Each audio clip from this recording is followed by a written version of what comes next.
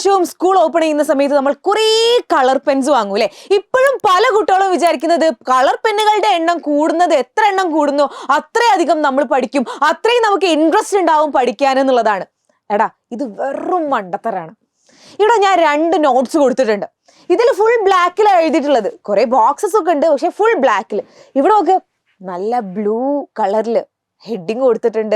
Then orange കൊണ്ട് line ചെയ്തിട്ടുണ്ട്, പിന്നെ റോസ് കൊണ്ട് ലൈൻ ചെയ്തിട്ടുണ്ട്, ഡാർക്ക് ബ്ലൂ കൊണ്ട് ലൈൻ ചെയ്തിട്ടുണ്ട്. ഇതിലേതാ ബെറ്റർ? ഇതിലേതാ ബെസ്റ്റ് വൺ? ഞാൻ ഒരൊറ്റ കാര്യം പറയട്ടെ, നിങ്ങൾക്ക് ഫുൾ മാർക്കാണ് നിങ്ങളുടെ ലക്ഷ്യമെങ്കിൽ, നിങ്ങൾക്ക് ഫുൾ മാർക്കാണ് നിങ്ങളുടെ ക്ലാസ്സിലെ ടോപ്പർ ആവാനാണ് നിങ്ങളുടെ ലക്ഷ്യമെങ്കിൽ, നിങ്ങൾക്കുള്ള ബെസ്റ്റ് നോട്ട് എന്ന് പറയുന്നത് ദാ ഇവനാണ്. നമ്മൾ കുറേ പെന്നുകളുടെ ആവശ്യമൊന്നുമില്ല. ഒരു ബ്ലാക്കും കൂടിപ്പോയ ഒരു ബ്ലൂവും, 2 കളർ മാത്രം മതി. അല്ലാതെ പച്ചയും മഞ്ഞയും നീലയും റോസും എല്ലാം കൂടി എഴുതുന്നല്ല നമ്മളുടെ നോട്ട് എന്ന് പറയുന്നത്. എപ്പം നിങ്ങൾ അടിപൊളിയായിട്ട് നോട്ട് പ്രിപ്പയർ ചെയ്യുന്നു, അത് ഷോർട്ട് നോട്ട്സ് ആയിക്കോട്ടെ ലോങ് നോട്ട്സ് ആയിക്കോട്ടെ, നിങ്ങൾ കറക്റ്റ് ആയിട്ട് നോട്ട്സ് പ്രിപ്പയർ ചെയ്യുന്നോ അന്ന് മാത്രമേ നിങ്ങൾക്ക് നല്ലൊരു മാർക്ക് സ്കോർ ചെയ്യാൻ പറ്റുള്ളൂ.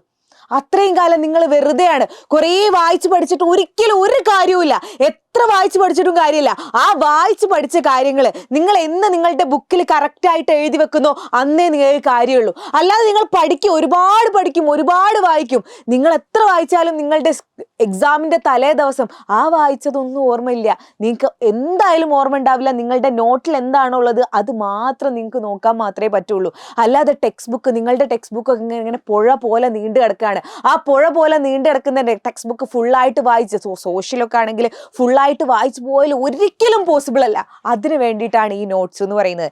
നിങ്ങളുടെ സ്കൂളിൽ അല്ലെങ്കിൽ നിങ്ങളുടെ ക്ലാസ്സിൽ നിങ്ങൾക്ക് ഫുൾ മാർക്ക് കിട്ടാൻ ആഗ്രഹിക്കുന്ന, നിങ്ങൾ ടോപ്പർ ആവാൻ ആഗ്രഹിക്കുന്ന ഒരു കുട്ടിയാണ് നിങ്ങളെങ്കിൽ ഈ ഒരു വീഡിയോ അവസാനം വരെ കാണാം. മിസ് പറയാൻ പോകുന്നത് ഒരു ടോപ്പറിന്റെ നോട്ട് എങ്ങനെയാണ് ഉണ്ടാവുക, എങ്ങനെയാണ് അവർ നോട്ട്സ് പ്രിപ്പയർ ചെയ്യേണ്ടത് എന്നുള്ളതാണ്. നമുക്ക് 2 ടൈപ്സ് നോട്ട് ഉണ്ട്. ലോങ് നോട്ട്സും ഉണ്ട്, അതുപോലെ ഷോർട്ട് നോട്ട്സും ഉണ്ട്. ലോങ് നോട്ടിന്റെ കാര്യം പറയുകയാണെങ്കിൽ നിങ്ങൾ എപ്പോഴും അത് സിമ്പിൾ നോട്ട്സ് ആക്കിയിട്ട് എഴുതണം. അതായത് എല്ലാ പോയിന്റ്സും, ഇപ്പോൾ സോഷ്യലൊക്കെ ആണെങ്കിൽ എല്ലാ പോയിന്റ്സും കൂടി വലിച്ചു വാരി എഴുതുകയല്ല ചെയ്യേണ്ടത്. എന്താണോ ഇമ്പോർട്ടൻ്റ് ആയിട്ടുള്ളത് അത് ഇമ്പോർട്ടൻ്റ് നോട്ട്സ് മാത്രം എഴുതുക. അപ്പോൾ നോട്ട് പ്രിപ്പയർ ചെയ്യുമ്പോൾ കുറേ കുട്ടികൾ ചെയ്യുന്ന കാര്യമാണ്, നമ്മൾ എന്ത് ചെയ്യും, ഡിജിറ്റലി നമ്മൾ ChatGPT ചോദിച്ചിട്ട് ഒരു നോട്ട് അങ്ങോട്ട് ഉണ്ടാക്കും. അതെന്ത് ചെയ്യും, അത് നേരെ പ്രിന്റ് എടുത്തിട്ട് നോട്ടായിട്ട് യൂസ് ചെയ്യും. ഒരു കാര്യവുമില്ല, വെറുതെയാണ്. ഡിജിറ്റൽ നോട്ട്സ് ഉപയോഗിച്ചിട്ട് കാര്യമില്ല. ഹാൻഡ് റിട്ടൺ നോട്ട്സ് തന്നെ നിങ്ങൾ യൂസ് ചെയ്യണം. ഹാൻഡ് റിട്ടൺ നോട്ട്സും ആയിരിക്കണം. അതുപോലെ കുറച്ച് സിമ്പിൾ വേർഡ്സിൽ, നിങ്ങൾക്ക് ഇനി മലയാളത്തിലൊക്കെ ഇടയിൽ എഴുതണമെങ്കിൽ മലയാളത്തിലൊക്കെ എഴുതിയിട്ട് അങ്ങനെ കുറച്ച് സിമ്പിൾ വേർഡ്സിൽ വേണം നിങ്ങൾ എഴുതാനും. ഇനി അടുത്തതെന്ന് പറയുന്നത് യൂസ് നൊട്ടേഷൻസ്. അതായത് ഞാൻ ഏറ്റവും കൂടുതൽ യൂസ് ചെയ്യുന്നത് WWIMP ആയിരിക്കും ഏറ്റവും ഇമ്പോർട്ടൻ്റ് ആയിട്ടുള്ളതിന്.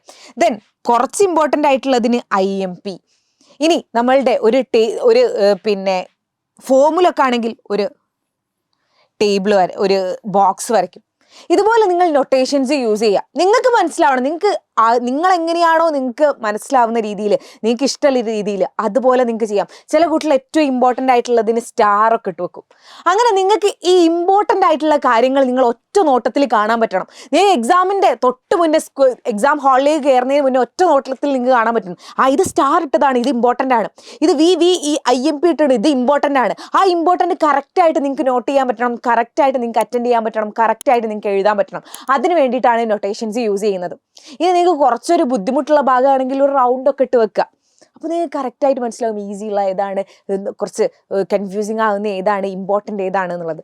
മറ്റൊന്നെന്ന് പറയുന്നത് ഡബിൾ ടിക്ക് മെത്തേഡ്. അതായത് നമ്മൾ എന്ത് ചെയ്യാറിയോ, ഒരു ഇക്വേഷനാണ്, ഒരു ഇക്വേഷൻ എന്ത് ചെയ്യുക, ആ ഇക്വേഷൻ ഞാൻ എന്ത് ചെയ്യുന്നു, ഇതിൽ നമ്മളുടെ ബോക്സിലാക്കി വെച്ചു.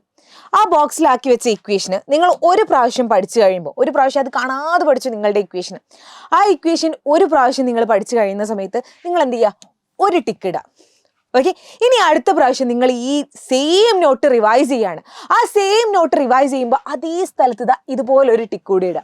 2 പ്രാവശ്യം നിങ്ങൾ ആ ഒരു ഇക്വേഷന് നിങ്ങൾ കറക്റ്റായിട്ട് നിങ്ങൾ കാണാതെ പഠിക്കാൻ ശ്രമിക്കുകയാണെങ്കിൽ നിങ്ങൾക്ക് ഒരിക്കലും മറന്നു പോവില്ല എന്നാണ്.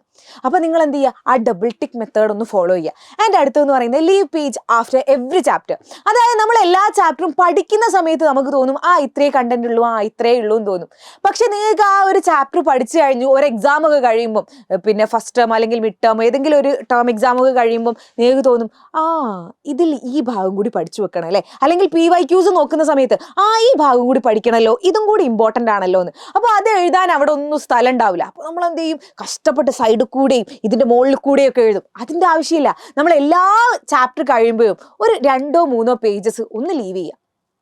ചിലപ്പോൾ അത് വെറുതെ ആയിരിക്കും, ചിലപ്പോൾ അത് അവിടെ ആവശ്യമുണ്ടാവും. അപ്പോൾ എന്തായാലും എന്ത് ചെയ്യുക, ഓരോ ചാപ്റ്റർ കഴിയുമ്പോൾ ഒരു 2-3 പേജ് ലീവ് ചെയ്യുക.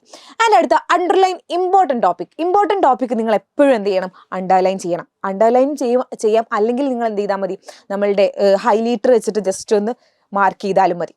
അത് അണ്ടർലൈൻ ചെയ്ത് വെക്കുക. ഇങ്ങനെയാണ് ലോങ് നോട്ട്സ് ഉണ്ടാക്കേണ്ടത്. ഇനി നമ്മളുടെ ഷോർട്ട് നോട്ട് ആണെങ്കിൽ ആദ്യം ചെയ്യേണ്ടത് നമ്മളുടെ പേപ്പറിനെ സ്പ്ലിറ്റ് ചെയ്യുക എന്നുള്ളതാണ്.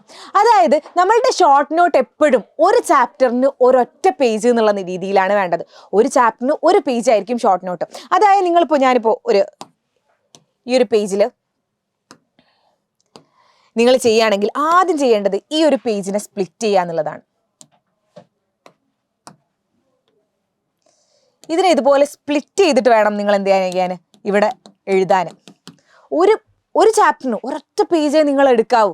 അത് എങ്ങനെ നോക്കിയാലും എന്ത് രീതിയിൽ വേണമെങ്കിലും നിങ്ങൾക്ക് ചെയ്യാം.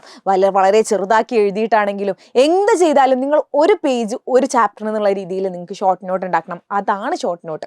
അല്ലാതെ വെറുതെ എന്തോ വലിച്ചു വാരി എഴുതുന്നല്ല.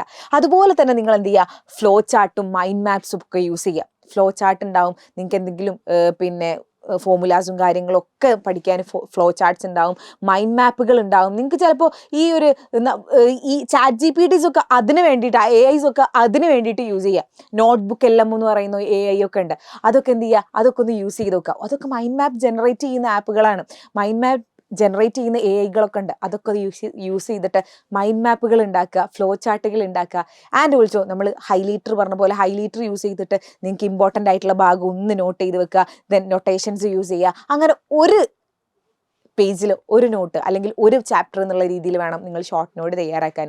നിങ്ങൾക്ക് ഒരു ചാപ്റ്ററിന് ഒരു ലോങ് നോട്ടും ഒരു ഷോർട്ട് നോട്ടും ഇതുപോലെ ഉണ്ട് എങ്കിൽ നിങ്ങൾക്ക് അടിപൊളിയായിട്ട് സ്കോർ ചെയ്യാൻ പറ്റും. നിങ്ങൾക്ക് ഈ ഒരു എക്സാം തുടങ്ങുന്നതിന് മുന്നേ ഒരൊറ്റ പ്രാവശ്യം വായിച്ചാൽ മതി. സിമ്പിളായിട്ട് ഞാനൊക്കെ ചെയ്ത ഒരു മെത്തേഡായിരുന്നു ഇതെന്ന് പറയുന്നത്. ഒരൊറ്റ പ്രാവശ്യം വായിച്ചാലും മതിയാവും. ഈ 2 കാര്യവും നിങ്ങളുടെ കയ്യിലുണ്ടെങ്കിൽ. ഇനി നിങ്ങൾക്ക് മൈൻഡ് മാപ്പും ഈ ഒരു ഫ്ലോ ചാർട്ടും ഒക്കെ വേണമെങ്കിൽ ഞങ്ങൾ ഈ ഒരു കമ്മ്യൂണിറ്റി ത്രൂ ഒക്കെ ഞങ്ങൾ ഫുൾ ഇങ്ങനെ കൊടുക്കാറുണ്ട്. ഇടയ്ക്കിടയ്ക്ക് ഇത് നമ്മളുടെ കുട്ടികൾക്ക് അയച്ചു കൊടുക്കാറുണ്ട്, നോട്ട്സും ഈ ഒരു മൈൻഡ് മാപ്പും ഫ്ലോ ചാർട്ടും ഒക്കെ. നിങ്ങൾക്ക് ഇനിയിപ്പോൾ ഫ്രീ ആയിട്ട് ഫ്ലോ ചാർട്ടും മൈൻഡ് മാപ്സും ഒക്കെ വേണമെന്നുണ്ടെങ്കിൽ നിങ്ങൾ എന്ത് ചെയ്യുക, ഞങ്ങളുടെ കമ്മ്യൂണിറ്റി ഗ്രൂപ്പിൻ്റെ ലിങ്ക് ഞാൻ താഴെ കൊടുത്തിട്ടുണ്ട്. അതിലൊന്ന് ക്ലിക്ക് ചെയ്തിട്ട് ജോയിൻ ചെയ്തോ. ബാക്കിയൊക്കെ ഞങ്ങളേറ്റ്. അപ്പോൾ മറക്കരുത്, ഓരോ ചാപ്റ്റർ കഴിയുമ്പോൾ മക്കൾ ഇതാ തുടങ്ങിയിട്ടേ ഉള്ളൂ. ലോങ് നോട്ടും ഷോർട്ട് നോട്ടും പ്രിപ്പയർ ചെയ്യുക. അടിപൊളിയായിട്ട് പഠിക്കുക, ഉഷാറായിട്ട് പഠിക്കുക. കമ്മ്യൂണിറ്റി ഗ്രൂപ്പിലേക്ക് വരാം.